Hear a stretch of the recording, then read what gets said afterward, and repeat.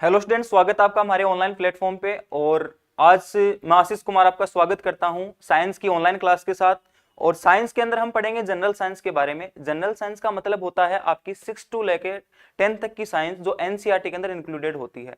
हमारी राजस्थान की और गवर्नमेंट सेंट्रल जो एग्जाम्स हैं उनके अंदर मेनली क्वेश्चन यहाँ से पुटअप होते हैं 6 टू 10 तक की साइंस में।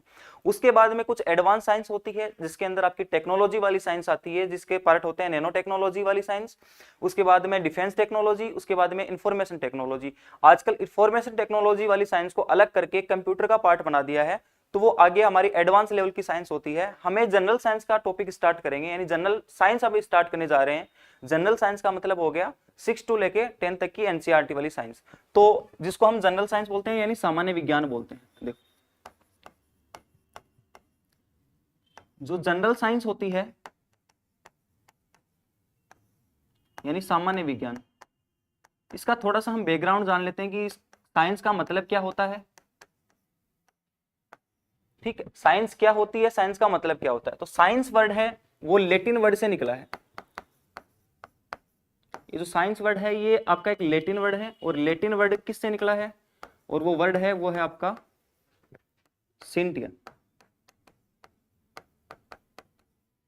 इसको चाहे आप सेंटिया बोल दो चाहे सिंसिया बोल दो, एक ही बात है। और इसका मतलब होता है टू नो।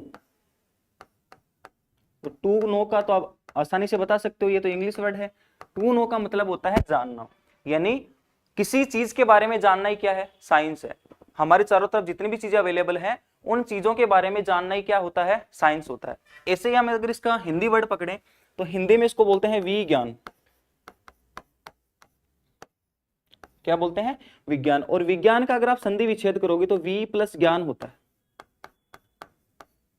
और वही बात है, वी का मतलब होता है चारों तरफ, और ज्ञान का मतलब आप जानते हो कि जानकारी। तो हमारे पर्यावरण में हमारे चारों तरफ जो भी सजीव और निर्जीव जो भी वस्तुएं हैं उन सब का जानकारी या उन सब का ज्ञान ही क्या कहलाता है, विज्ञान कहलाता है। हमारे चारों तरफ के पर्यावरण का ज्ञान ही क्या कहलाता है, विज्ञान कहलाता है। ये हमारे विज्ञान की क्या हो गई, डेफिनेशन हो गई। अब देखो, विज्ञान जो होती है उसको हम जनरल साइंस के अंदर जैसे 6 टू 10 में पढ़ते हैं तो हम 3 पार्ट में डिवाइड करके पढ़ते हैं। कौन सी विज्ञान पढ़ते हैं, जैसे साइंस हो गई आपकी, और इस साइंस को हम 3 पार्ट्स के अंदर पढ़ते हैं। आपको छोटी क्लासों में टीचर ने पढ़ाया होगा कि एक तो पढ़ाई होगी बायोलॉजी। हाँ भैया, बायोलॉजी पढ़ाई थी हमें, यानी आपकी जीव विज्ञान।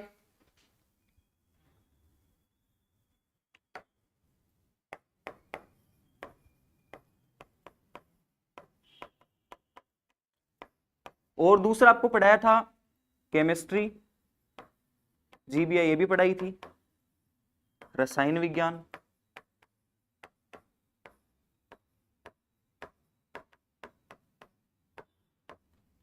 तीसरी भैया में पढ़ाई थी फिजिक्स, यानी भौतिक विज्ञान।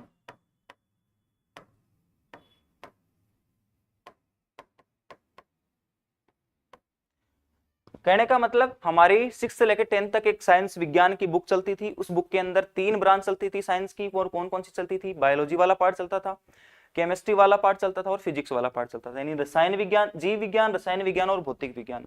अब इन तीनों में डिफरेंस क्या होता है, एक बार मैं यही इसी पेज पे बता देता हूं। देखो, बायो और लॉजी, अगर हम साइंस के अंदर लॉजी वर्ड लगा हुआ कहीं पे भी मिल जाए आपको, अगर लॉजी लिखा हुआ वर्ड मिल जाए, इसका मतलब उसका होता है अध्ययन करना। जैसे अभी हम बायोलॉजी वाला चैप्टर जब स्टार्ट करेंगे तब मैं बहुत सारे वर्ड के आगे लॉजी लगाऊंगा। लॉजी का मतलब होता है अध्ययन करना, और बायो का मतलब होता है सजीव, यानी सजीवों का अध्ययन जिस शाखा में किया जाएगा वो क्या कहलाएगी, आपकी जीव विज्ञान कहलाएगी।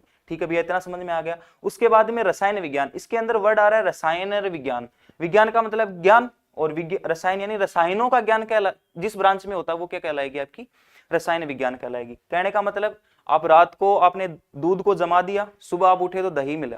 अब ऐसे तो है नहीं कोई जादू हुआ, वो किससे चेंज होंगे, उसके अंदर जो दूध के अंदर जो केमिकल्स थे वो किस में चेंज हो गए, दही वाले केमिकल्स में चेंज हो गए। कहने का मतलब ऐसा परिवर्तन क्या कहलाएगा, जिस साइंस में होगा वो साइंस कौन सी होगी, रसायन विज्ञान साइंस होगी। यानी केमिकल साइंस बोल दो या फिर केमिस्ट्री बोल दो।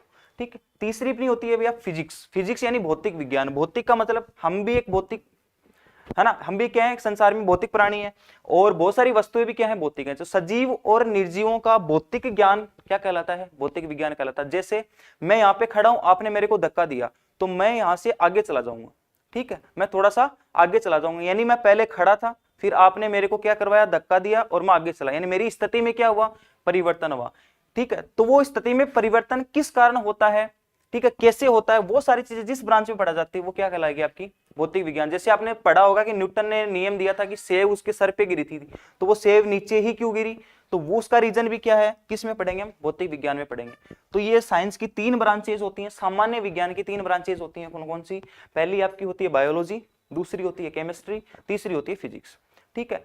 अब देखो 6 to 10th के अंदर मोस्ट ऑफ पार्ट आपका आता है, वो आता है बायोलॉजी का, है ना, और सबसे ज्यादा क्वेश्चंस भी इसी ब्रांच से पूछे जाते हैं। तो आज हम बायोलॉजी को ही स्टार्ट करेंगे, क्योंकि जो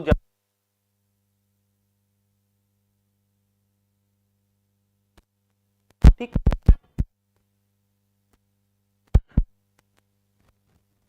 विज्ञान,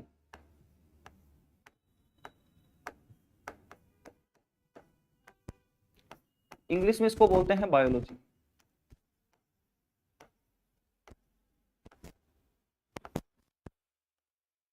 देखो पहले तो इसका टुकड़ा करते हैं, एक होता है बायो, और एक वर्ड निकलेगा आपका लॉजी। 2 ही वर्ड हैं बायोलॉजी में, और बायो का मतलब होता है जीव, जीव बोल दो या फिर सजीव बोल दो, इंग्लिश में इसको बोलते हैं लिविंग, जो भी लिविंग्स हैं, ठीक है। लॉजी का मतलब होता है अध्ययन करना,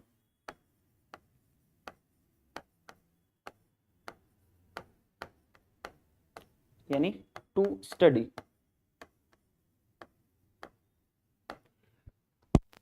मैंने जैसे कैसे समझ आया, मतलब भैया सजीवों का अध्ययन ही क्या कहलाता है, जीव विज्ञान कहलाता है। अब देखो सजीव हैं तो सजीव 2 प्रकार के हो सकते हैं, हमारे चारों तरफ हम मनुष्य भी क्या है, सजीव हैं, और हमारे तरफ के जो पेड़ पौधे हैं वो भी सजीव हैं। तो कहने का मतलब हम जब भी बायोलॉजी की बात करेंगे तो हम 2 चीजों की बात करेंगे, एक तो हम बात करेंगे प्लांट्स की, और एक हम बात करेंगे तो बात करेंगे हम जो जीव जंतु हैं, एनिमल्स, ठीक है। अब देखो प्लांट्स का मतलब हो गया पादप,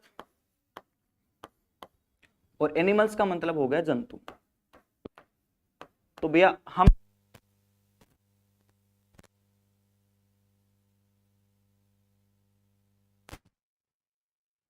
से हुआ है, फिर उसके बाद में तो हम एनिमल किंगडम के अंदर काउंट होते हैं, और उधर क्या है आपका पादप यानी प्लांट किंगडम। अब देखो जब भी आपने बायोलॉजी तो 2 चीजें पढ़ी हैं, कौन कौन सी सजीवों में, एक पादप पढ़ा होगा, एक आपने पढ़ा होगा जीव जंतुओं के बारे में, वही मैंने, एक तो होता है प्लांट्स, एक होता है एनिमल्स।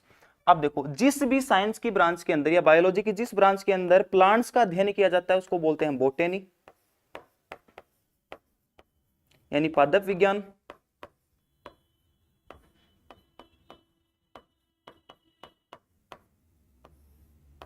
ठीक। और एनिमल किंगडम के बारे में जिसमें स्टडी करेंगे उसको बोलते हैं, अब बताओ जानवर कहाँ रहते हैं भैया, जू में रहते हैं, जू यानी चिड़ियाघर में रहते हैं, उसको बोलते हैं जूलॉजी, यानी जंतु विज्ञान, ये आपकी जंतु विज्ञान हो गई। तो नॉर्मली हम बायोलॉजी के अंदर 2 चीजों को पढ़ते हैं, एक बार मैं पूरा रिवाइज कर देता हूं कि जीव विज्ञान क्या कहलाता है, तो बायोलॉजी क्या कहलाती है, बायो प्लस लॉजी, यानी सजीवों का अध्ययन क्या कहलाएगी, आपकी जीव विज्ञान कहलाएगी। अब हमने पढ़ा कि भैया 2 प्रकार के होते हैं, एक पादप होते हैं, एक जंतु होते हैं। अब जिस ब्रांच के अंदर बायोलॉजी की जिस ब्रांच के अंदर हम पादपों का अध्ययन करते हैं वो तो बोटेनी होती है, यानी पादप विज्ञान होती है, और जिसके अंदर हम किसका अध्ययन करते हैं, एनिमल्स यानी जंतुओं का अध्ययन करते हैं, वो क्या कहलाती है, जूलॉजी यानी जंतु विज्ञान। याद कैसे, डिफरेंस कैसे याद रखोगे, देखो इसमें आ रहा है जू, जू का मतलब जहां चिड़ियाघर, चिड़ियाघर में क्या रहते हैं, जंतु रहते हैं, तो जंतु विज्ञान जूलॉजी के अंदर पढ़ेंगे हम, ठीक है, और पादप विज्ञान बोटेनी के अंदर पढ़ेंगे। इतना डिफरेंस समझ में आ गया। हाँ, हम बात करें जब जनरल साइंस की, हमारे कंपटीशन लेवल की, तो अगर आप जंतु विज्ञान पढ़ लोगे यानी एनिमल किंगडम वाली साइंस अगर पढ़ लोगे तो ये आपकी ऑटोमेटिक क्लियर हो जाएगी 90%। कहने का मतलब भाई जंतु है वो किस पे डिपेंड होते हैं, पादपों पे, ठीक है, तो ये सारी की सारी चीजें अगर आप कवर कर लोगे तो इधर वाला ऑटोमेटिक कवर हो जाएगा। ठीक, ये इस पे डिपेंड है पूरा। अगर जंतु पादप पर भी डिपेंड है तो पादप साइंस में किस पे डिपेंड है, जंतुओं पे डिपेंड है। तो हमें स्टार्ट किससे करना है, वो स्टार्ट करना है एनिमल किंगडम से। ठीक है, तो एक बार इसकी डेफिनेशन अगर आप लिखना चाहो बायोलॉजी की तो वो लिख लेंगे कि विज्ञान की वह शाखा जिसके अंदर सजीवों का अध्ययन किया जाता है वो क्या कहलाती है, बायोलॉजी कहलाती है। इंग्लिश मीडियम के लिए आप लिखोगे the branch of science that deals with the study of livings is known as biology. ठीक है, उसके बाद में हम क्या करते हैं, जीव विज्ञान को 2 पार्ट्स में डिवाइड करते हैं। कौन कौन से 2 पार्ट्स हैं, पहला पार्ट अपना है plant kingdom and second one is animal kingdom. अब भैया बताओगे कि क्या होता है प्लांट किंगडम की स्टडी, तो आप इंग्लिश मीडियम वाले लिखोगे the science branch of biology that deals with the study of plant kingdom is known as botany, यानी जीव विज्ञान की वह शाखा जिसके अंदर पादपों का अध्ययन किया जाता है वो पादप विज्ञान कहलाती है।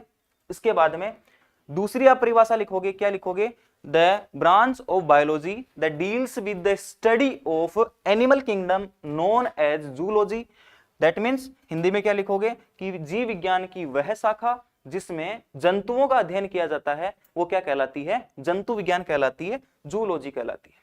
ठीक है, अब देखो नेक्स्ट पेज पे ये समझ में आ गया होगा आपको। अब देखो नेक्स्ट पेज पे हम एक चीज समझते हैं कि कोई भी पादप हो, ठीक है, या फिर कोई भी वस्तु हो, चाहे वो सजीव है चाहे वो निर्जीव है, हम तो यहाँ बायोलॉजी पढ़ रहे हैं तो सजीवों की बात करेंगे। तो जो भी सजीव है चाहे वो पादप है चाहे वो जंतु है, चाहे वो छोटा से छोटा पादप है चाहे बड़े से बड़ा पादप है, ठीक है, चाहे आपकी घास हो चाहे आपका बरगद का पेड़ हो, चाहे वैसे मच्छर हो चाहे मनुष्य हो, यानी छोटे से छोटे जीव से लेके बड़े से बड़ा जीव एक इकाई से बना होता है, एक स्ट्रक्चर से बना होता है। और वो स्ट्रक्चर अब हम समझने की कोशिश करेंगे वो भैया बनता कैसे कोई भी जीव। देखो मैं आपसे एक चीज पूछता हूँ छोटी सी, जैसे हमारे घर पे मकान बनाते तो हमें सबसे पहले क्या चाहिए होती है, ईंट चाहिए होती है भैया, बिल्कुल ठीक बात है। फिर हम ईंट से हम क्या बनाते हैं, दीवार बनाते हैं, बिल्कुल बनाते हैं। और दीवार से क्या बनते हैं, मकान बनते हैं। और मकान अगर 4-5 मकान बन गए तो क्या बनेगा, आपका पूरा घर बनेगा, बिल्कुल सही है। अब देखो अगर मैं ईंटों को, एक ईंट को यहां रख दूं, एक ईंट को वहां रख दूं, एक ईंट को वहां रख दूं, तो क्या दीवार बन सकती है, बिल्कुल नहीं बन सकती। हमें दीवार बनाने के लिए ईंटों को एक सिस्टमेटिक तरीके से जोड़ना पड़ेगा, है ना। मैं ये वर्ड यूज में ले रहा हूं, सिस्टमेटिक तरीके से, सही ढंग से हमें क्या करना पड़ेगा, उसको जोड़ना पड़ेगा, तब क्या बनेगी, दीवार बनेगी। हमने 4 दीवारें खड़ी कर ली, एक छत बना दी। अब एक सिद्ध में अगर 4 दीवार बना दी तो वो मकान नहीं बन सकता, हमें 4 दीवारी बनानी पड़ेगी, है ना। 2 आमने सामने दीवार बना के ही मकान बनता है। तो हमें दीवारों को भी सिस्टमेटिक यानी सही ढंग से लगाना पड़ेगा। फिर हम अगर घर बना रहे हैं, जैसे आपने सुना होगा कि 2 BHK, है ना, 3 BHK हाउस है, 4 BHK हाउस है, तो BHK कब बनेगा, आपका घर कब बनेगा, वो जब बनेगा जब आप इन मकानों को भी सिस्टमेटिक तरीके से लगाओगे, है ना। ऐसे नहीं कि एक मकान इस खेत में बना दिया, एक उस खेत में बना दिया, तो वो घर नहीं माना जाएगा, वो एक मकान नहीं माना जाएगा। तो ऐसी प्रोसेस चलती है जब हम घर बनाते हैं। वैसे ही हमारी ह्यूमन बॉडी के अंदर या हमारे सजीवों के अंदर भी क्या चलती है, एक प्रोसेस चलती है जिससे हमारा शरीर बनता है। जैसे यहाँ पे अगर एक सबसे छोटी इकाई ईंट है ना, तो हमारे शरीर की सबसे छोटी इकाई बेटा कोशिका होती है। क्या होती है भैया, कोशिका होती है। बोल भैया समझ में आ गया इतनी बात। फिर कोशिका से एक दीवार बनती है और उस दीवार को हम बोलते हैं उत्तक बोलते हैं। क्या बोलते हैं, उत्तक। बोलो इतना भी समझ में आ गया भैया। फिर ये उत्तक हैं, ये एक सिस्टमेटिक तरीके से जुड़ेंगे और क्या बनाएंगे, आपका अंग बनाएंगे भैया, ये भी समझ में आ गई। फिर ये अंग है, ये मिलके क्या बनाएंगे, अंग तंत्र बनाएंगे, तो भैया ये भी समझ में आ गया। और अंग तंत्र बनके क्या बनाएगा, आपका पूरा शरीर बनाएगा। बोले भैया इंग्लिश मीडियम वालों के लिए लिख दो, तो ये देखो सेल होती है आपकी कोशिका, उत्तक होता है आपका टिश्यू, ठीक है, और अंग होता है वो होता है आपका ऑर्गन्स, अंग तंत्र होता है वो होता है ऑर्गन सिस्टम, ठीक है, और शरीर होता है उसको बोलते हैं हम बॉडी, उसको क्या बोलते हैं, बॉडी बोलते हैं, ठीक है। तो देखो जैसे ईंट की हम घर को ईंट के बिना नहीं बना सकते, वैसे क्या शरीर कोशिका के बिना बन सकता है, नहीं बन सकता क्या। चलो मेरे को ये बताओ, अगर मुझे घर के अंदर पंखा चलाना है, घर के अंदर पंखा लगाना है और मुझे हवा खानी है, तो क्या बिना ईंट के कर सकता हूं मैं, भाई घर ही नहीं बनेगा बिना ईंट के। तो घर के अंदर कोई भी क्रिया करने के लिए हमें क्या चाहिए होगी, पहले घर बनाना पड़ेगा। घर किससे बनेगा, ईंट से बनेगा, बिल्कुल सही बात है। ठीक है, जब तक घर का मैं स्ट्रक्चर नहीं बना लूं तब तक ईंट नहीं है, तब तक स्ट्रक्चर नहीं बना सकते। मतलब संरचना बनाने के लिए भी हमें क्या चाहिए, ईंट चाहिए, बिल्कुल सही बात है बिल्कुल। वैसे हमारी ह्यूमन बॉडी के अंदर होता है। ठीक है, कैसे होता है, जैसे मैं कोई भी अंग का एग्जांपल लूं, जैसे हाथ है, जैसे पैर है, ठीक है, जैसे कान है, ये सारी चीजें हैं। अब देखो, पहली बात तो ये, क्या शरीर बिना कोशिका के बन सकता है, बोले बिल्कुल भैया नहीं बन सकता। तो नहीं बन सकता तो इसकी हम क्या बोलते हैं, कोशिका को मूलभूत इकाई बोलते हैं। क्या बोलते हैं, मूलभूत इकाई बोलते हैं। बोले ठीक है भैया, आज तक हम रटते हैं, हमारे मास्टरों में अभी खूब रटाया है। क्या रटाया कि कोशिका है वो शरीर की मूलभूत संरचनात्मक और क्रियात्मक इकाई होती है। आज तक हम रटते ही हैं। बोले भैया आज हम समझेंगे, हमें रटना नहीं है, हमें समझना है। देखो, जब तक शरीर तब तक नहीं बनेगा जब तक कोशिका नहीं होगी, यानी मूलभूत इकाई होगी। इसको बोलते हैं फंडामेंटल। इसको क्या बोलते हैं, फंडामेंटल यूनिट। यानी जब तक मूलभूत इकाई नहीं होगी, फंडामेंटल, जब हम फाउंडेशन ही नहीं डालेंगे किसी चीज की, तब तक वो शरीर बन ही नहीं सकता। बिल्कुल सही बात है बोले भैया। अब देखो, अगर मेरे को हाथ से कोई काम करना है, मेरे को हाथ से कोई काम करना है, जैसे मैं हाथ से लिख रहा हूं, तो हाथ से अगर मुझे कोई काम करना है तो हाथ होना चाहिए। पहली बात तो बिल्कुल सही बात है, पहले हाथ होना चाहिए। और हाथ क्या एक अंग है। अंग किससे बनेगा, उत्तक से। और उत्तक किससे बना है, कोशिका से। कहने का मतलब, जब तक कोशिका नहीं होगी तब तक मेरा हाथ काम है नहीं करेगा। यानी कि मेरे को हाथ से क्रिया करवाने के लिए भी क्या चाहिए, कोशिका चाहिए। यानी कौन सी इकाई हो गई, क्रियात्मक इकाई हो गई। कोशिका कौन सी इकाई हो गई, और क्रियात्मक यानी कोई भी अगर आपको फंक्शन करना है तो ये फंक्शनल यूनिट हो गई। कोई भी फंक्शन करना है तो हमें सेल की जरूरत पड़ेगी, कोशिका की जरूरत पड़ेगी। ठीक है बोले भैया, समझ में आ गई इतनी बात। उसके बाद में शरीर अपना क्या एक ढांचा है, शरीर एक क्या है, ढांचा है। जब हम बोन पढ़ेंगे ना, बोन सिस्टम पढ़ेंगे, स्केलेटन सिस्टम पढ़ेंगे, तब हम पढ़ाएंगे कि हमारा शरीर, हमारे शरीर के अंदर जो हड्डियां होती है वो हमारे शरीर का ढांचा तैयार करती है। यानी शरीर एक प्रकार की स्ट्रक्चर है। शरीर एक प्रकार की क्या है, संरचना है, स्ट्रक्चर है। और ये स्ट्रक्चर तब तक नहीं बनेगी जब तक आपके पास कोशिका नहीं है ना। देखो, शरीर बनने से पहले हमें अंग तंत्र चाहिए, और अंग तंत्र बनाने से पहले हमें अंग चाहिए, अंग बनने से पहले उत्तक चाहिए, और उत्तक किससे बनते हैं, कोशिका से। यानी मेन जड़ी अगर नहीं होगी तो शरीर तक तो पहुंचना बहुत दूर की बात है। कहने का मतलब, हमें बॉडी की स्ट्रक्चर बनाने के लिए, हमें बॉडी की संरचना बनाने के लिए हमें किसकी जरूरत पड़ती है, कोशिका की जरूरत पड़ती है। तो तीसरा वर्ड हम यूज में लेते हैं संरचनात्मक इकाई।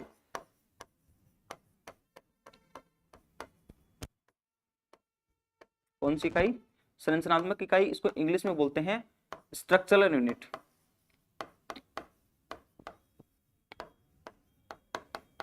तो आज तक हमने जो भी रटा है, हमारे मास्टरों ने हमें रटाया है, वो आज आपको समझ में आ गया होगा कि हम मूलभूत इकाई क्यों बोलते हैं कोशिका को, हम क्रियात्मक इकाई क्यों बोलते हैं, संरचनात्मक इकाई क्यों बोलते हैं। ठीक है, आज तक हमारे परदादा दादाओं ने भी ये रटा है, और हम भी ये रटते हैं, और हमारी पीढ़ी भी ये रटेगी। तो हमें भी रटना तो यही है, बट समझना है कि ये इसको बोलते क्यों है। तो कोशिका की हम स्टार्टिंग अप करने जा रहे हैं। यानी मूलभूत इकाई, क्रियात्मक इकाई, संरचनात्मक इकाई। शरीर तो तब पढ़ पाएंगे जब हमारे पास क्या होगा, किसका नॉलेज होगा, कोशिका का नॉलेज होगा। समझ में आई सबको बात। चलो, आज हमारी जो बायोलॉजी है उसकी पहली जो नींव है वो कोशिका से ही पड़ेगी, क्योंकि कोशिका जब तक आपको समझ में नहीं आएगी तब तक आप शरीर समझ नहीं पाओगे। तो हम आज स्टार्ट करने जा रहे हैं कोशिका। ठीक है, ये अभी तक जो हमने पढ़ा है ये बेसिक्स पढ़ा है हमारा, है ना। हमें पीछे जोड़ना पड़ेगा हमें खुद को। ठीक है, तो हमने एक बार एक क्या बनाया, एक बेस बनाया, और उस बेस के आधार पे हम अब क्या पढ़ेंगे, कोशिका पढ़ेंगे। तो हमारा पहला जो चैप्टर लगता है वो लगता है कोशिका। और कोशिका को अभी मैंने बताया इंग्लिश में क्या बोलते हैं, सेल बोलते हैं। और इसकी परिभाषा मैंने थोड़ी देर पहले आपको बता दी, ये क्या होती है, शरीर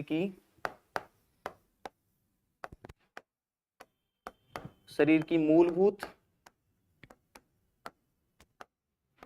ठीक, संरचनात्मक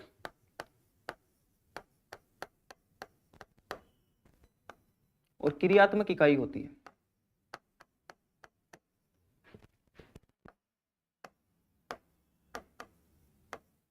देखो मैं एक वर्ड यूज में ले रहा हूं यहाँ पे, यूनिट। इकाई का मतलब यूनिट। तो एक बार मेरे याद आ रहा है एसएससी के किसी एग्जाम में पूछा था कोशिका निम्न में से है, तो वहां पे 4 ऑप्शन दे रखे थे और उसमें एक ऑप्शन था अंग, एक ऑप्शन था इकाई, ठीक है, एक में था दोनों और एक में था नन, कोई भी नहीं। तो आप तो सिंपल सी बात है, हमें रटा रटा सिस्टम मिलता है, हम क्या करके आ जाते हैं अंग। कोशिका अंग नहीं होती है, कोशिका एक प्रकार की इकाई होती है। जैसे मैंने आपको पीछे वाले पेज पे बताया था, पीछे वाले पेज पे बताया था कि अंग तो खुद कोशिका से बन रहा है। भाई अंग तो तब बनेगा ना जब कोशिका होगी, यानी कि मकान तो तब बनेगा ना जब ईंट होगी। तो ईंट एक प्रकार की इकाई है, स्मॉलेस्ट इकाई है, सबसे छोटी इकाई है शरीर की, तभी तो अंग बनेगा। भाई उत्तक बनेंगे, उत्तक के बाद में अंग बनेगा। अंग को तो स्वयं को बनने के लिए कोशिका चाहिए। तो हम सिंपल सा इस बात का ध्यान रखेंगे, जब भी मैं आप कोशिका बोलूं तो आप अंग नहीं बोलेंगे। क्या होगा इसका आंसर? इसका आंसर होगा, वो होगा कोशिका एक प्रकार की इकाई होती है। कोशिका शरीर की मूलभूत संरचनात्मक और क्रियात्मक इकाई होती है, न कि अंग। समझ में आई बात? चलो आगे हम देखते हैं। इसको इंग्लिश में देख लो, फंडामेंटल हो गई, स्ट्रक्चरल हो गई, और तीसरी हो गई आपकी फंक्शनल।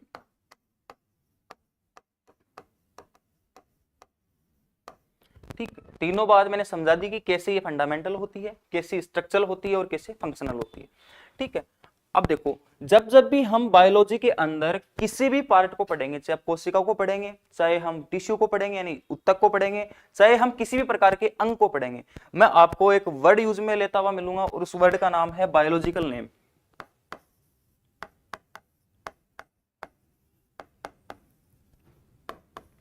अब ये बायोलॉजिकल नेम क्या होता है भैया, ये भी बताते हैं। ये बायोलॉजिकल नाम ठीक वैसे ही है जैसे किसी का घर पे नाम अविनाश है और उसको घर पे कालू बोलते हैं। ठीक है, तो वो कालू नाम है ना, वो कोशिका है। और जो अविनाश नाम है, जो आपकी बुक्स के अंदर लिखा हुआ मिलता है, साइंटिफिक नाम होता है, वो बायोलॉजिकल नाम होता है, वो क्या होता है इसका? वो होता है साइटो। क्या वर्ड होता है? साइटो, है ना। अब जैसे हायर क्वालिफिकेशन वाली एग्जाम्स होती हैं, हायर क्वालिफिकेशन वाली एग्जाम होती है, जैसे आपकी सीएचओ मेडिकल लाइन की वाली एग्जाम होती है, सीएचओ वगैरह हो गई, लैब असिस्टेंट वाली एग्जाम हो गई, है ना, और लेबोरेटरी असिस्टेंट वाली होगी, डी फार्मा बी फार्मा वाली एग्जाम होगी, उनके अंदर ये क्वेश्चंस बहुत बार पूछे जाते हैं। तो ये इसको इंपॉर्टेंट ये लगा लेना हर टॉपिक के अंदर कि हर टॉपिक का आपको बायोलॉजिकल नाम आना ही चाहिए। ठीक है, जैसे मैंने हार्ट का हार्ट पढ़ाऊंगा तो आपको बताऊंगा हार्ट को कार्डियो बोलते हैं। ठीक है, हाँ, तो वैसे ही कोशिका का जो बायोलॉजिकल नेम होता है वो क्या होता है? साइटोलॉजी। अब इसका जो अध्ययन है, इसकी जो स्टडी है, तो शुरू शुरू में मैंने आपको बताया था कि जब भी आप अध्ययन लगाओ तो बस कुछ नहीं करना, आगे लॉजी लगा दो। इसके आगे क्या लगा दो? लॉजी लगा दो। तो क्या हो गई ये? साइटोलॉजी यानी कोशिका विज्ञान। परिभाषा तो आपसे अच्छा कोई नहीं बनाना जानता, बना दो परिभाषा की। ब्रांच साइंस की वह शाखा जिसके अंदर कोशिका का अध्ययन किया जाता है, क्या कहलाती है? कोशिका विज्ञान कहलाती है, जो हमारे किसी काम की नहीं है। परिभाषा किसी काम की नहीं है। बस आपको तो इतना याद रखना है, इसका बायोलॉजिकल नेम क्या होता है? साइटो होता है। बायोलॉजी के अंदर जब भी किसी चीज का अध्ययन करेंगे आगे लॉजी लगा देंगे। ठीक है, जैसे बायोलॉजी के अंदर खुद के अंदर लॉजी लगा है। अब जैसे आप हार्ट पढ़ेंगे तो उसमें लिखेंगे कार्डियोलॉजी, और जो हार्ट का डॉक्टर होता है, स्पेशलिस्ट होता है, उसको बोलते हैं कार्डियोलॉजिस्ट। तो वहीं से वर्ड निकलते हैं। तो कोशिका का अध्ययन क्या कहलाता है? कोशिका विज्ञान कहलाता है, साइटोलॉजी कहलाता है। अब जब भी बड़े हॉस्पिटल्स वगैरह के अंदर जाओगे या बड़ी लेबोरेटरीज के अंदर जाओगे तो वहां पे एक आपको लेबल लगा हुआ मिलेगा रूम के ऊपर, साइटो लैब। तो वो साइटो वहां देखिए, चकराना नहीं है कि हमने तो साइंस में पढ़ी ही नहीं साइटो क्या होती है। तो वो साइटो कोशिका ही होती है। वहां पे आपको ऐसा नहीं लिखा हुआ मिलेगा कि सेल लैब, नहीं, वहां पे लिखा हुआ मिलेगा आपको साइटो लैब, या फिर डॉक्टर के आगे लिखा हुआ मिलेगा साइटोलॉजिस्ट। ठीक, हाँ। अब देखो नेक्स्ट इसका अध्ययन हो गया, भाई कोशिका का अध्ययन हो गया, कोशिका की परिभाषा होगी, इसका बायोलॉजिकल नेम हो गया। अब देखो हम बात करते हैं भैया इसकी खोज किसने की थी, और यहां से इंपॉर्टेंट क्वेश्चन बनता है बहुत ही ज्यादा। खोज यानी डिस्कवरी इसकी किसने की थी? तो आज तक हम रटते आए हैं और वही रटना है। 1665 ईस्वी के अंदर सर्वप्रथम इसकी खोज करता है, वो कौन करता है? Robert Hooke. हम इसको रटेंगे नहीं, हम इसको समझेंगे। देखो, रॉबर्ट हुक साइंटिस्ट था और वो एक दिन अपने गार्डन में बैठा हुआ था, यानी अपनी लैब के गार्डन में बैठा हुआ था, और उसका एक आंधी की वजह से उसके सहतूत का पेड़ टूट गया उसकी। और उस सहतूत के पेड़ के टूट जाने के बाद में वो सूख गया, तो उसको कटाना था। अब देखो साइंटिस्ट दिमाग है, तो उसने उसकी छाल को उतारा और उतार के अपनी लैब में लेके चला गया, और लैब में जाके और उसको सूक्ष्मदर्शी में देखता है, और सूक्ष्मदर्शी में जब उसने देखा तब उसको ऐसी स्ट्रक्चर दिखी, मधुमक्खी का छत्ता देखा आपने, सेम वैसी स्ट्रक्चर उसको दिखी। साइंटिस्ट दिमाग था तो उसको अचंभे पड़ गया, भाई ये क्या चीज है। तो उसको ऐसी स्ट्रक्चर दिखाई दी, और ऐसी स्ट्रक्चर दिखाई देते ही उसने क्या कर दिया, अपना एक्सपेरिमेंट स्टार्ट कर दिया कि ये हमारे लिए क्या है, नई चीज है। तो सबसे पहले रॉबर्ट हुक ने 1665 के अंदर, मैंने अभी बताया किसके अंदर देखा था इसको, पेड़ की छाल में। ठीक है, अब देखो, या तो ये आपको छाल ऑप्शन मिलेगा, या फिर क्या मिलेगा, कोर्क ऑप्शन मिलेगा। अब ये कोर्क क्या होता है, तो कोर्क क्या होता है, जैसे आपने अरब वाले इत्र देखे होंगे, अरब कंट्री में अगर आप इत्र देखे हो तो बोतल के ऊपर एक ढक्कन लगा होता है लकड़ी का, उसको हम क्या बोलते हैं, कोर्क बोलते हैं। या महंगी जो शराब आती है उसके बोतलों के ऊपर भी क्या आता है, ढक्कन आता है, वो किसका बना होता है, लकड़ी का बना होता है, उस लकड़ी को क्या बोलते हैं, कोर्क बोलते हैं। अब मेरे को एक चीज बताओ आप, जब वो पेड़, वो छाल या फिर वो कोर्क, वो लकड़ी के सूखने के बाद में तो बनता है, बिल्कुल भैया तभी बनता है। और उसका सहतूत का पेड़ टूटा था, सूखने के बाद में उसने उसको कटवाया था, तो वो सूख गया, सूखने का मतलब उसकी सारी कोशिकाएं क्या हो गई, मर गई।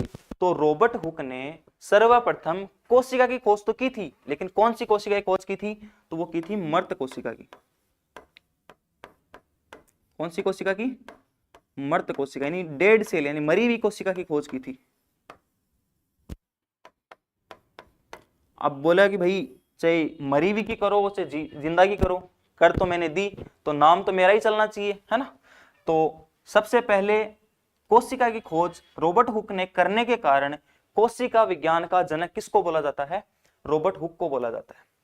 समझ में आ गई बात, बोला ठीक है भैया। मृत कोशिका कैसे याद रखोगे, हमें ट्रिक से याद करनी है। कैसे करनी है, हुक क्या होता है, हुक होता है अपने पेंट वगैरह के अंदर लगा होता है, पेंट वगैरह को रोकने के लिए, है ना, उसको बंद करने के लिए क्या लगा होता है, हुक। अब तो हुक वो जिंदा होता है या मरा हुआ होता है, अरे आपकी हुक में सांस चलती है क्या, नहीं चलती, मतलब वो क्या है, निर्जीव है, मरा हुआ है। तो हुक ने किसकी खोज की, निर्जीव कोशिका यानी मृत कोशिका की। अब तो समझ में आ गई बात, यानी रॉबर्ट हुक है उसने सर्वप्रथम मृत कोशिका की खोज की, कब की, 1665 ईस्वी में। ये यहाँ से इंपॉर्टेंट क्वेश्चन बनता है, ठीक है, तो इसको इंपॉर्टेंट लगा लेंगे। हाँ, एक और साइंटिस्ट पढ़ेंगे, बोले भैया ठीक है, इतना समझ में आ गया हमें कि रॉबर्ट हुक ने सबसे पहले मृत कोशिका की खोज कर दी, लेकिन ये तो बताओ कि जिंदा की खोज किसने की, हमें तो जिंदा वाली भी पढ़नी है। तब एक साइंटिस्ट का नाम आता है, और इसके अंदर आप दूसरा पॉइंट लगाओगे खोज के अंदर, जीवित कोशिका की खोज।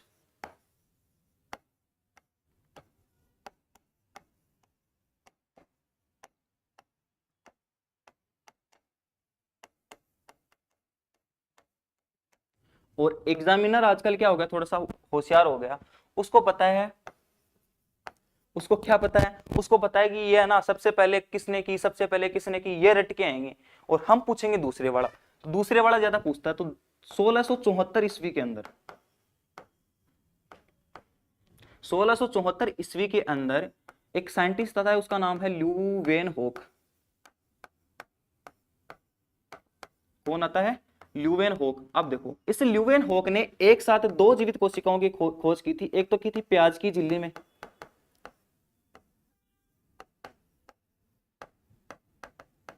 कई बुक्स के अंदर मिलता है कि ये तालाब के पास बैठा हुआ था और वहां पे क्या तैर रही थी, कुछ ऐसी झिल्लियां तैर रही थी, और उसके अंदर खोज की। कई किताबों में ये मिलता है, कई किताबों में क्या मिलता है, प्याज की झिल्ली मिलती है। इसलिए ये एग्जामिनर ने क्वेश्चन पूछना ही बंद कर दिया, किसी भी बोर्ड ने क्वेश्चन करना ही बंद कर दिया कि किस में की थी, लेकिन हमें तो थोड़ा सा नॉलेज के लिए ध्यान में रखना है। दूसरा वाला इंपॉर्टेंट है, इसने देखा था आरबीसी में, लाल रक्त कणिका में। तो लाल रक्त कणिका की जब मैं आपको पढ़ाऊंगा तो उसमें पढ़ाऊंगा कि लाल रक्त कणिका की खोज ल्यूवेनहोक ने की थी। ठीक है, तो इसकी लाल रक्त कणिका बोल दो या लाल रक्त कोशिका बोल दो। तो इसने, ल्यूवेनहोक ने दो जीवित कोशिकाओं की खोज की थी, एक तो प्याज की झिल्ली में और एक आरबीसी में। ये दूसरे वाला इंपॉर्टेंट है, पहले वाला याद रखो या नहीं रखो, दूसरे वाला इंपॉर्टेंट है। ब्लड ग्रुप जब पढ़ेंगे या ब्लड वाला चैप्टर जब पढ़ेंगे तब समझ में आएगा कि जो आरबीसी होती है उसकी खोज किसने की थी, ल्यूवेनहोक ने की थी। ठीक है, कब की थी? 1634 ईस्वी में। बोले इसको भैया कैसे याद करें? तो हम बात कर रहे हैं लिविंग सेल की। इसकी भी कोई ट्रिक है क्या? बिल्कुल है। देखो इसके अंदर एक वर्ड आ रहा है ल्यूवेन, और वेन एक प्रकार की गाड़ी होती है, एक प्रकार की गाड़ी होती है। और वेन गाड़ी को कौन चलाता है? आदमी चलाता है। आदमी सजीव होता है, जिंदा आदमी चलाता है, मरा हुआ चलाता है? मरा हुआ चलाएगा तो उसके पास कोई बैठेगा भी नहीं, जिंदा चलाएगा तभी बैठेंगे उसके पास। तो वेन कौन चलाएगा? जीवित आदमी। तो जीवित कोशिका की खोज किसने की थी? ल्यूवेन हॉक ने। या फिर ऐसे भी याद नहीं रखो, अगर आपको हॉक हॉक वर्ड याद रहे तो भी ठीक है। हॉक से एक वर्ड निकलता है हाफ, और हाफता कौन है? कुत्ता। और कुत्ता कैसा होता है? जीवित। तो ऐसे भी याद रख लोगे कि हापने वाला काम कौन करेगा? कुत्ता करेगा। हापता आदमी भी है या कुत्ता भी हापता है, तो हापेगा कौन? जो जिंदा रहेगा।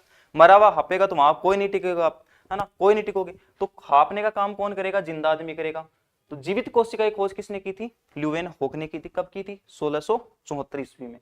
ये आरबीसी वाला थोड़ा सा इंपॉर्टेंटली आप याद रख लेना, इसको मैं रेड मार्क कर देता हूं कि आरबीसी की खोज किसने की थी। तो आप बता देंगे सीधा कि भैया सबसे पहले जीवित कोशिका यही थी जिसकी खोज हुई थी, और वो किसने की थी? ल्यूवेन हॉक ने की थी। कब की थी? 1674 में। ठीक है। अब देखो इसी से रिलेटेड हम कोई चीज देखते हैं। 2 पॉइंट हमने देखा। पहला ये है कि सर्वप्रथम कोशिका की खोज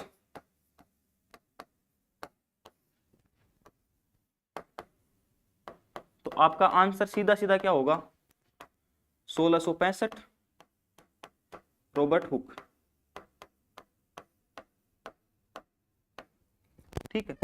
दूसरा प्रश्न आप क्या रखोगे? कोशिका विज्ञान का जनक, फादर ऑफ साइटोलॉजी,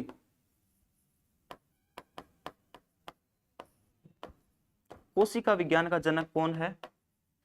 तो भी आप सीधा सीधा बता दोगे कि भैया क्या है? सबसे पहले रॉबर्ट हुक ने खोजी थी, तो ये भी क्या होगा? इसका कोशिका विज्ञान का जनक होगा। ठीक है। इसको इंग्लिश में आप लिख लेना, रॉबर्ट। इंग्लिश मीडियम वाला इसको कोई भी हुक्के नहीं बोलेगा, ठीक है, ना ही कोई हुक्का बोलेगा। ये क्या है? हुक है। इंग्लिश में इसको ई लिखा जाता है आगे, हुक है ना। Father of cytology.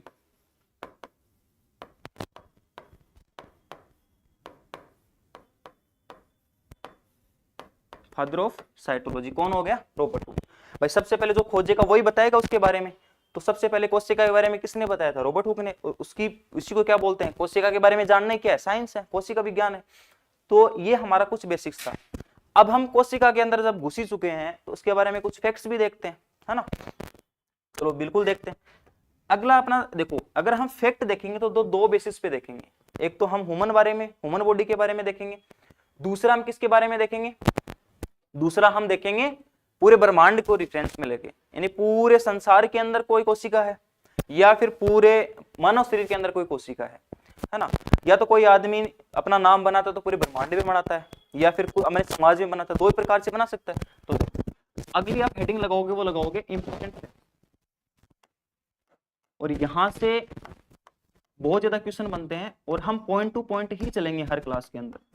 हमें वो ज्यादा टाइटल्स का, ज्यादा वो लैंग्वेज का प्रयोग हमें नहीं करना है। हमें पॉइंट टू पॉइंट साइंस पढ़नी है। 6 to लेके 10 तक हमने खूब रट्टी मारी है, खूब कॉपियां भरी है, लेकिन अब शॉर्ट नोट्स बनाने हैं, इसीलिए मैं इंपॉर्टेंट पॉइंट टू पॉइंट चल रहा हूं। देखो एक होता है ब्रह्मांड, ठीक है, और ब्रह्मांड के अंदर या तो कोई कोशिका सबसे बड़ी होगी या फिर कोई कोशिका सबसे छोटी होगी। तो ब्रह्मांड की सबसे बड़ी कोशिका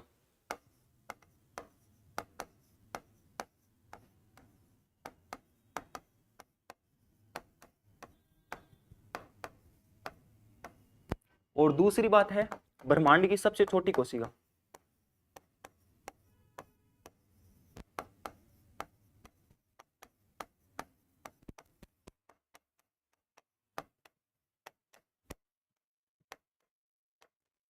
तीसरा, ब्रह्मांड की बड़े की बात कर ली, छोटी की बात कर ली, तो सबसे लंबी कोशिका की भी बात कर ही लेते हैं।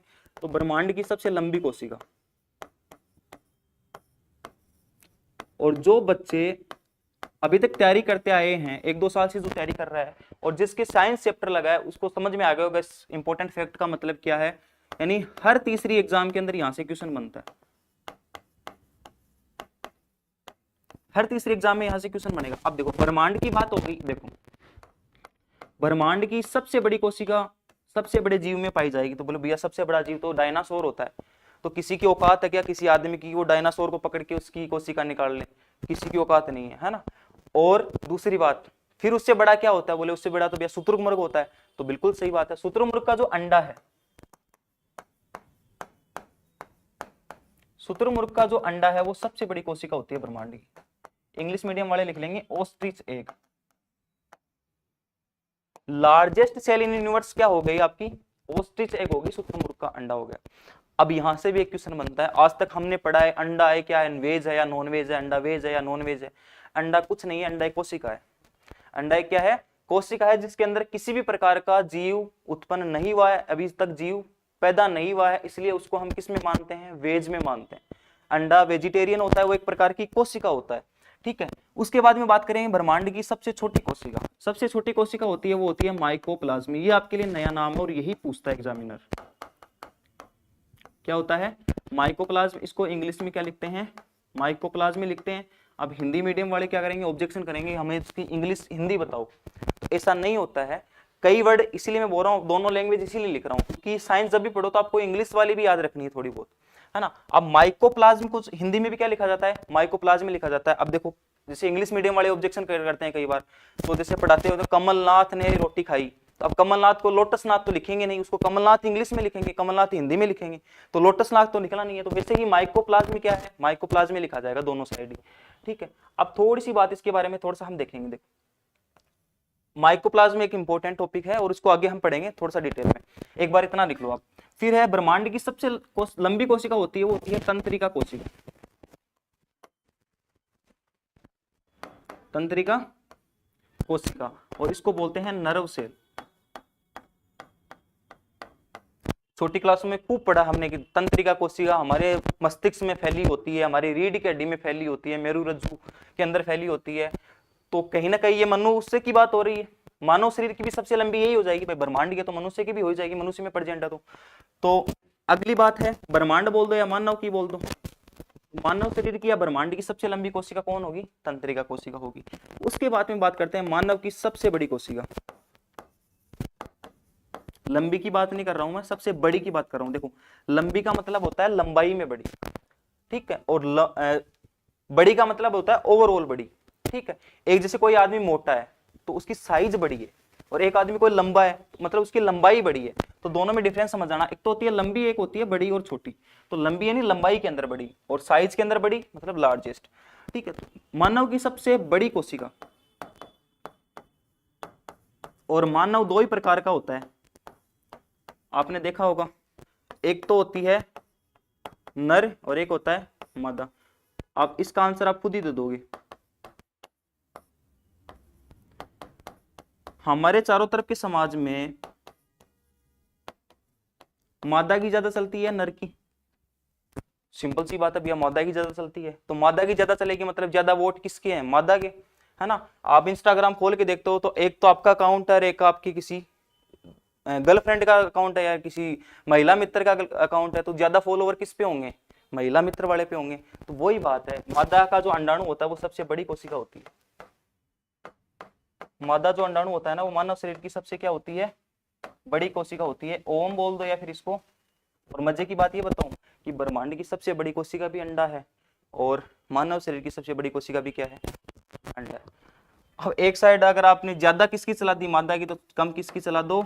नर की। तो नर जो शुक्राणु होता है यानी जो स्पर्म होता है, वो सबसे छोटी कोशिका होती है मानव शरीर की। अब कई बार क्या होता है, आजकल एनसीईआरटी में थोड़ा करेक्शन कर दिया, कई बार ऑप्शन स्टार लगा के लिख लेना, आरबीसी को भी मानने लग गए, ठीक है। अगर आपको दोनों ऑप्शन मिल जाए तो स्पर्म ही करना है, अगर आपको स्पर्म मिल जाए तो वो तो करना ही करना है। अगर अब स्पर्म ऑप्शन नहीं मिले, आरबीसी मिले, तो क्या करनी है? आरबीसी करनी है, ठीक है। तो ये चारों पांचों फैक्ट समझ में आ गए। देखो, ब्रह्मांड की सबसे बड़ी कोशिका शुतुरमुर्ग का अंडा, तो मानव शरीर की सबसे बड़ी कोशिका मादा का अंडाणु या मादा का अंडा। ब्रह्मांड की सबसे छोटी कोशिका होती है माइकोप्लाज्म, मानव शरीर की सबसे छोटी कोशिका होती है वो शुक्राणु होती है। ब्रह्मांड की सबसे लंबी या मानव की सबसे लंबी कोशिका कौन सी होती है? तंत्रिका कोशिका, ठीक है।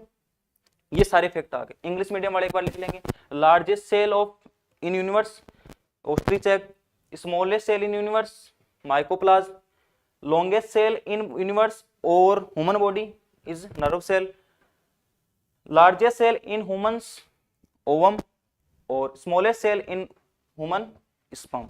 ठीक है, ये सारे फैक्ट्स आपको याद रखने और ये इंपॉर्टेंट फैक्ट हैं। यहां से हर तीसरी एग्जाम में क्वेश्चन बनता है, जहां साइंस लगती है, डेली लाइफ साइंस जहां लगी वहां से क्वेश्चन बनेगा। अब इस माइकोप्लाज्म के बारे में आपको कुछ बता रहा था मैं, तो आप एक नोट लगाएंगे बहुत बढ़िया सा और इस माइकोप्लाज्म के बारे में लिखेंगे। देखो देखो माइकोप्लाज्म मैंने आपको बताया अभी कि जो माइकोप्लाज्म होता है ये बहुत ही छोटा होता है। माइकोप्लाज्म क्या होता है? बहुत ही छोटा होता है। अब माइकोप्लाज्म छोटा होगा, अब देखो अपने समाज के अंदर क्या होता है, कोई आदमी अगर हाइट में छोटा है ना तो ऐसे डांस करता हुआ घूमता है और बहुत मजेदार लगता है अपने को, है ना। मैं किसी का मजाक नहीं उड़ा, लेकिन फिर भी आप देखो जितना छोटा आदमी होगा ना हाइट में, वो उतना ही क्या करेगा, हलचल एकदम खुशनुमा रहेगा, अपने सबको हंसाता रहेगा।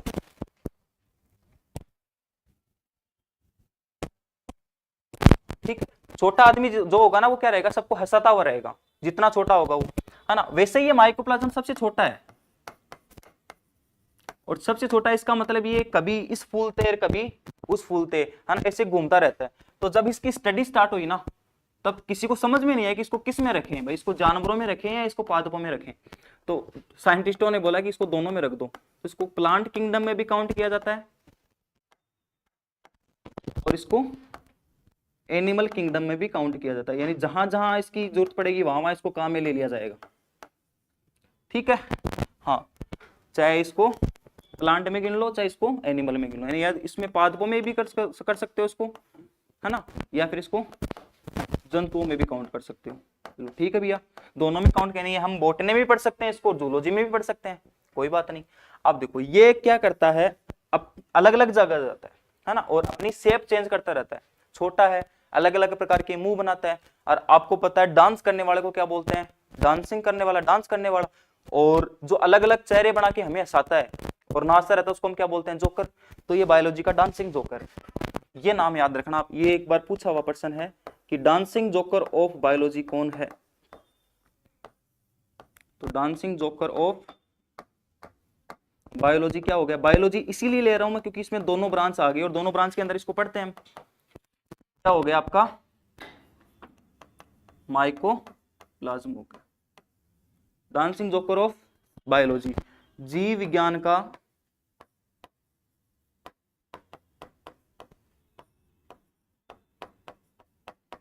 नाचता हुआ जोकर।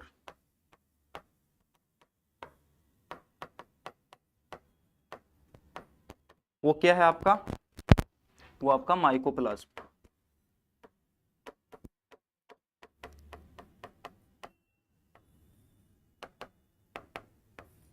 समझ में आई मेरी बात, यानी कि माइकोप्लाज्म है वो सबसे छोटी कोशिका तो है ही ब्रह्मांड की, इसके साथ में वो क्या है, डांसिंग जोकर भी है।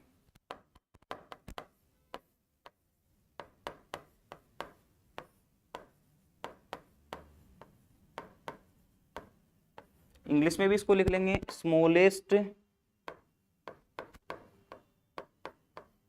Cell in universe.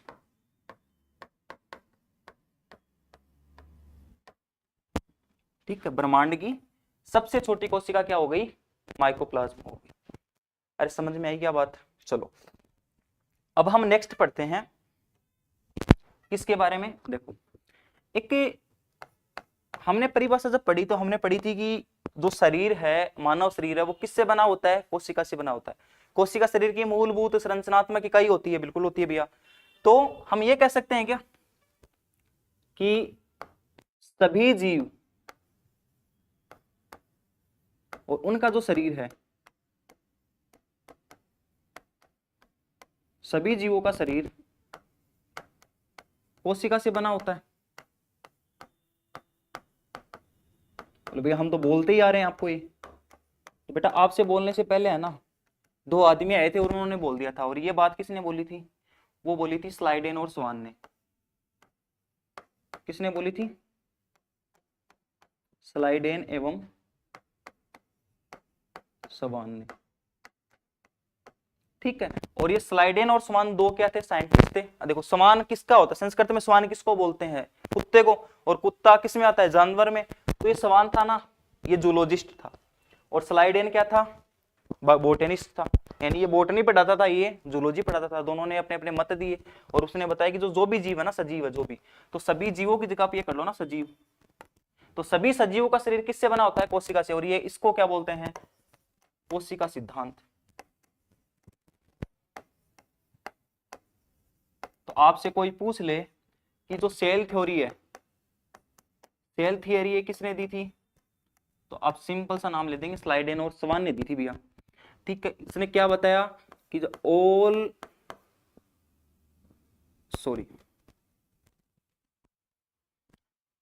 इसने क्या बताया था कि the body of all livings formed by the cell, है ना। सजीवों का शरीर किससे बना होता है, सभी सजीवों का शरीर किससे बना होता है, कोशिका से बना होता है। ये सारी चीज किसने बताई थी, स्लाइडेन और स्वान ने बताई थी। ठीक है, और इसीलिए कोशिका सिद्धांत यानी यही क्या है, आपकी सेल थ्योरी है। तो आपको अगर पूछ ले कि सेल थ्योरी क्या है, कोशिका सिद्धांत क्या है, तो ये बता देना भैया, जो भी सजीव है ना, उसका सारे सजीवों का शरीर किससे बना होता है, वो आपका कोशिका से बना होता है। समझ में आई मेरी बात। चलो, यही क्या है, कोशिका सिद्धांत है, किसने दिया था, स्लाइडेन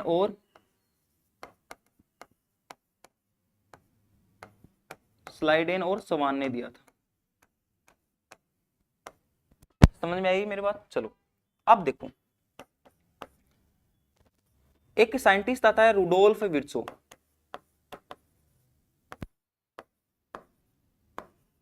कौन साइंटिस्ट आता है, रुडोल्फ विर्चो।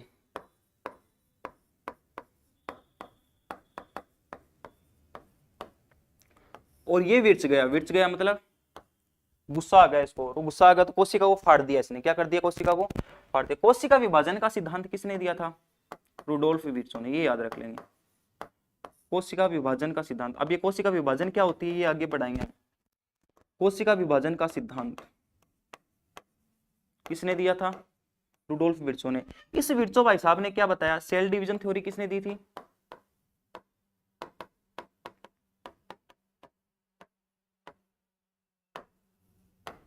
इस भाई साहब ने क्या बताया, इस भाई साहब ने बताया कि जो हमारा जो शरीर है ना, उसके अंदर क्या है, नई नई कोशिकाएं बनती रहती हैं, है ना। तो एक कोशिका से क्या बनती है,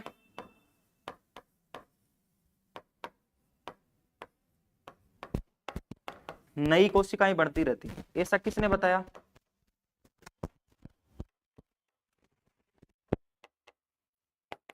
किसने बताया भाई, एक सेल से, है ना, नई कोशिकाएं बनती हैं, one cell form new cells. ये किसने बताया, रुडोल्फ विर्चो ने बताया। और इसकी एक बुक थी, सेलुला डी सेलुला, ओमिनी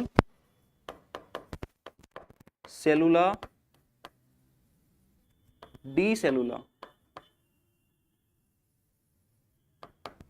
ये अगर आप याद रखना चाहो तो रख लेना, ओमिनी डी सेलुला, सेलुला के अंदर इसने क्या बताया था। इसका मतलब होता है, ओमिनी का मतलब होता है न्यू, सेलुला का मतलब होता है सेल, डी का मतलब होता है टू, सेलुला का मतलब cell, new cell to cell, यानी नई कोशिकाएं, पुरानी कोशिकाओं से नई कोशिकाएं बनना।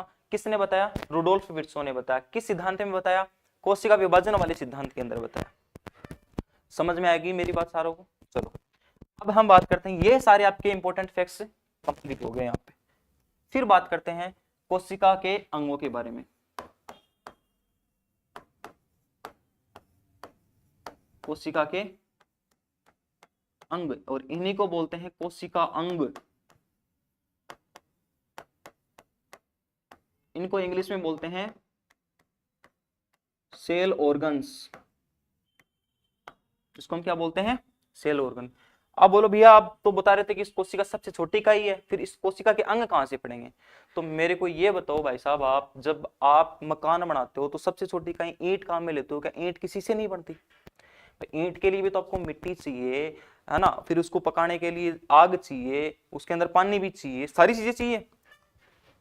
तो वैसे ही कोशिका को पढ़ने के लिए हमें कोशिका के अंगों की जरूरत पड़ती है, और ये कोशिका अंग क्या कहलाते हैं, कोशिकांग कहलाते हैं। और इसके अंदर आपको इंपोर्टेंट क्या पढ़ना है, पहले पढ़नी है आपकी सेल वॉल,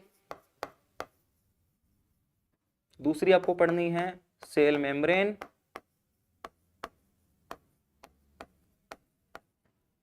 तीसरी आपको पढ़नी है वो पढ़नी है क्या, न्यूक्लियस, चौथी आपको पढ़नी है वो पढ़नी है आपको राइबोसोम, फिर आपको पढ़ना है वो पढ़ना माइटोकॉन्ड्रिया,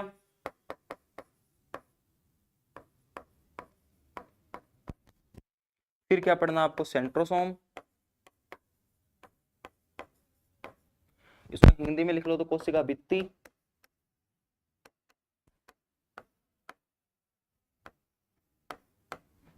ठीक है, यानी कोशिका झिल्ली,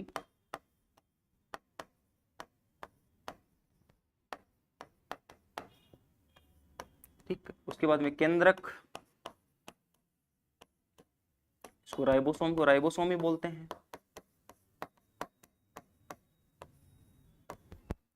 माइटोकॉन्ड्रिया को माइटोकॉन्ड्रिया बोलते हैं,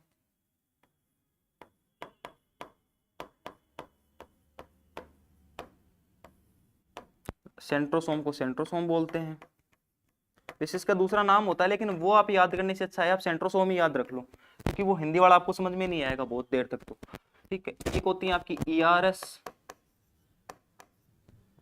ठीक है, एक होती है आपकी लाइसोसोम,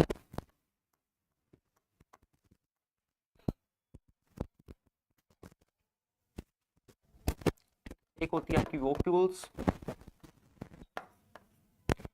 ठीक है, ये आपको याद रखनी है।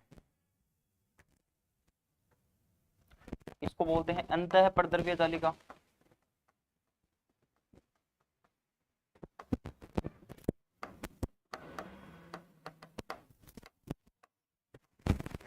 ये आपका होता है लाइसोसोम,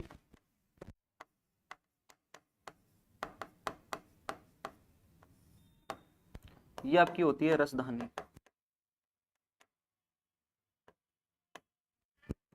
एक इसके अंदर आपको पढ़ना होता है डीएनएज और आरएनए, ठीक है, ये सारी चीजें आपको इसके अंदर पढ़नी होती है। समझ में आ रही है मेरी बात? यानी कि कोशिका अंगों के अंदर मेनली हमने ये पढ़ना है, इसके अंदर आपकी पादप कोशिका भी आ जाएगी और जंतु कोशिका भी आ जाएगी, ठीक है। तो ऐसे अंग जिनसे मिलकर कोशिका क्या होती है, बनी होती है, उनको क्या बोलते हैं, कोशिका अंग बोलते हैं, कोशिकांग बोलते हैं। वो अंग कौन कौन से हैं, जैसे सेल वॉल है, कोशिका भित्ति है, सेल मेम्ब्रेन कोशिका झिल्ली है, न्यूक्लियस यानी केंद्रक है, राइबोसोम यानी राइबोसोम जो क्या बनाता है, आपका प्रोटीन बनाता है, माइटोकॉन्ड्रिया है जो एनर्जी बनाता है, सेंट्रोसोम जो कोशिका विभाजन करता है। उसके बाद में अंतःप्रद्रव्य जालिकाएं होती हैं, लाइसोसोम होता है वो क्या करता है, मरी हुई कोशिकाओं का भक्षण करता है, जिसको हम क्या बोलते हैं, आपने पढ़ा होगा लाइसोसोम को क्या बोलते हैं, अरे आत्मघाती थैली। फिर रसधानी जिसके अंदर हमारा 90% पानी क्या होता है, कोशिका का रिजर्व्ड रहता है। उसके बाद में हम डीएनए और आरएनए पढ़ेंगे। भाई डीएनए डबल हेलिकल स्ट्रक्चर होती है, आरएनए सिंगल हेलिकल स्ट्रक्चर होती है। DNA deoxy ribose nucleic acid होता है, आरएनए क्या होता है, राइबोज न्यूक्लिक एसिड होता है। ये सारी चीजें हम क्या पढ़ेंगे, कोशिका अंगों के अंदर पढ़ेंगे। तो आप सिंपली ये याद रख लेंगे कि कोशिका अंग है वो एक प्रकार के मेन फंक्शनिंग वर्क होते हैं। मैंने अभी तक आपको जो भी क्लास के अंदर बताया है, इंपॉर्टेंट फैक्ट्स बताए हैं, कोशिका की डेफिनेशन बताई है, कोशिका की खोज बताई है, या कोशिका की जो ब्रह्मांड के लिए जो इंपॉर्टेंट फैक्ट बताए हैं, मानव शरीर में जो इंपॉर्टेंट फैक्ट बताए हैं, वहां से 90 to 95% क्वेश्चन बनता है एक आपका, और 1 से 2 क्वेश्चन यहां से बनेंगे। यानी आपकी जो कोशिका है ना, कोशिका उस कोशिका का अगर आपने बेस अच्छे से तैयार कर लिया तो आपको आगे तक दिक्कत नहीं आएगी। यहां से आपके 1, 2 से 3 क्वेश्चन बनते हैं, है ना। बनाने वाला एग्जाम इनर मैंने आपको जहां जहां इंपॉर्टेंट लगवाया है वहां से क्वेश्चन उसने पूछा भी है और आगे पूछता भी रहेगा, ये मेरा दावा है, ठीक है ना। हाँ, कोशिका से बाहर आपका कोई क्वेश्चन नहीं जाएगा, आपसे कहीं से भी कोई भी एग्जाम दे लेना, ठीक। तो कोशिका के जो अंग है वो हम नेक्स्ट क्लास के अंदर पढ़ेंगे। आज की क्लास बहुत लंबी हो जाएगी, है ना। ये हमारी एक डेमो क्लास भी थी, ये हमारी एक इंट्रोडक्शन क्लास भी थी, ये हमारी साइंस की शुरुआती फंडामेंटल क्लास भी थी। अगर आपको ये क्लास आपकी अगर मेरी आपको पसंद आई है तो इसको आप जरूर लाइक करें, आगे से आगे शेयर करें, हमारे चैनल को ऑनलाइन प्लेटफॉर्म को आप सब्सक्राइब करें, है ना। मिलते हैं इसी एनर्जी के साथ नेक्स्ट क्लास में, तब तक के लिए थैंक यू।